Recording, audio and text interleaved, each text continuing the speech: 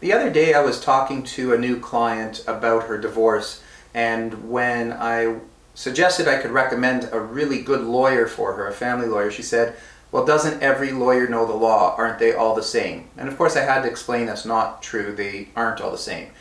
Now in real estate, a lot of people also think that any realtor who got their real estate license can list and sell a house and write up an offer if you want to buy something. But let me ask you a question. One home is worth $500,000. The other is worth $5 million. Can the same agent sell both homes? Obviously there's a difference. And in fact, because real estate is often misunderstood, a lot of people pigeonhole realtors, believe it or not. So for example, I have an associate who for the last while has sold only properties over $2.5 million. Not necessarily by choice, but just by coincidence of the people that he knows and got referrals from. And recently, someone he's known for a very long time, a past client who was very happy with his services before, moved and didn't call him. They hired another realtor.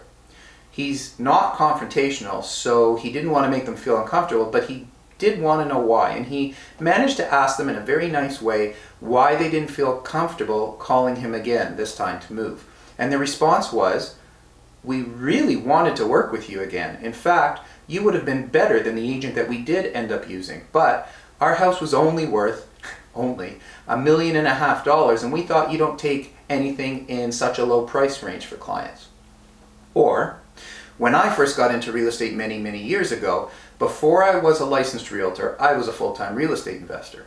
And when I did become a licensed realtor back then, most of my clients were investors that I was working with, and they were looking to buy and rent and flip investment properties.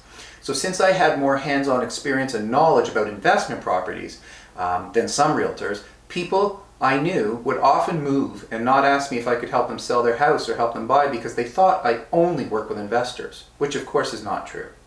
And just because I or any realtor has specialized knowledge in certain aspects of real estate doesn't mean they can't also do a great job in other real estate transactions. Even now, many people know that I'm Ontario's first divorce real estate specialist. There's so much specific knowledge and unique skills and different ways of doing things when selling a matrimonial home in divorce that many realtors aren't familiar with and haven't experienced yet in their career or in their life. But while I do have that specialized knowledge and the vast experience in those types of sales, or divorce or investment sales or other aspects of real estate, I also help first-time buyers and empty nesters and happy couples with kids and pets and a white picket fence. So just because your realtor of choice specializes in an aspect of real estate doesn't mean they can't help you too. But what about the value or the price category? Is my answer still the same when it comes to the price category, if you think about my previous example with my associate? Well, my answer is actually not quite. You see, when a realtor first gets their license and starts getting experience in the industry, they most likely start working with clients in the entry-level price range. That's where they have confidence. Those are clients that have confidence in them and that will trust them. And the things that they are taught when getting their real estate license enable them to succeed in the lower price categories, for sure.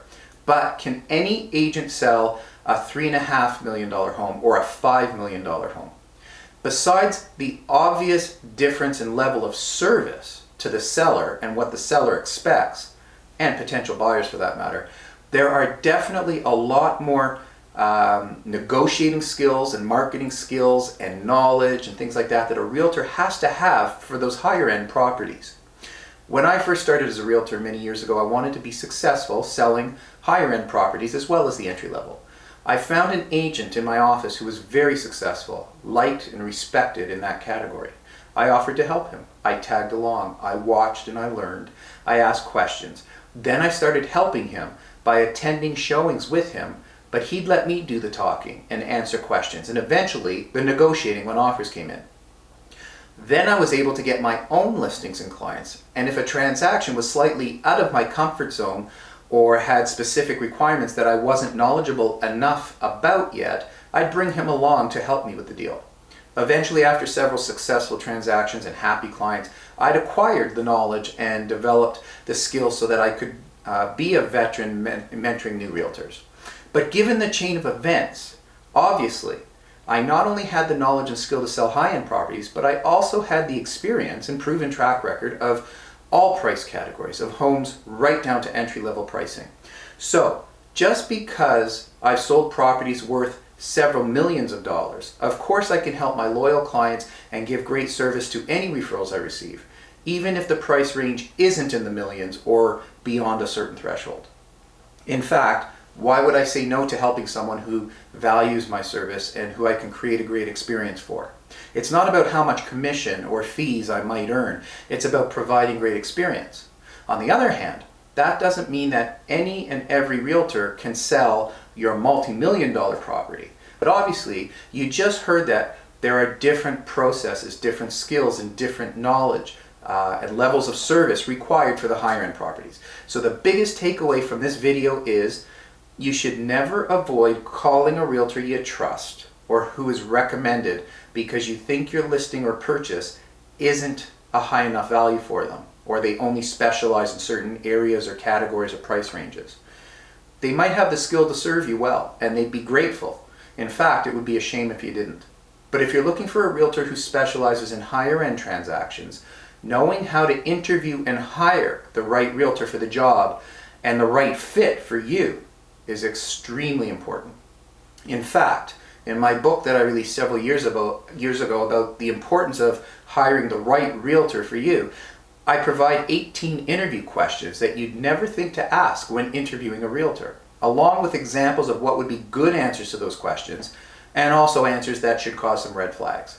So if you're thinking of looking for a realtor who can help in any price range for that matter, of course I'd love the opportunity to talk with you. But if you already have a realtor in mind and want to know if they're qualified, or you're not in the regional areas that I service, still, please don't hesitate to reach out to me, and I'd be happy to answer your questions about the other realtors that you might interview and how to interview them to make sure that they're qualified.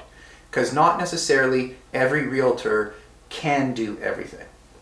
Remember, when it comes to real estate or any other experience or process in life, if there was a better way, wouldn't you at least want to know about it?